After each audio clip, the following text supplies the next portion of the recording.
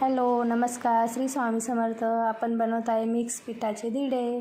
दिड्यासाठी लागणारे पीठ आणि साहित्य: 1 वाटी बाजरीचे पीठ, 1 वाटी गव्हाचे पीठ, अर्धी वाटी बेसन पीठ. हे एका पॉटमध्ये काढून घेऊ.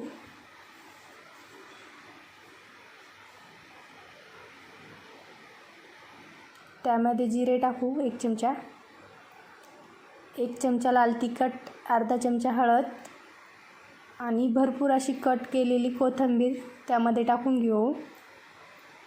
यामध्ये कोथिंबीर भरपूर टाकायची. तुमच्या आवडीनुसार तुम्ही भाजीपाला आणखी असला तुमच्याकडे तो टाकू शकता, भरपूर भाज्या.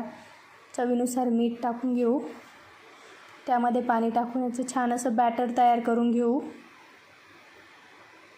इथे आपलं बॅटर रेडी आहे.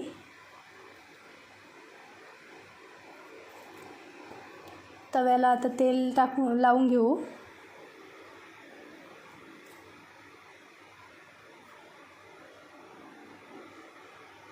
त्यावरती आता हे बॅटर टाकून घेऊ.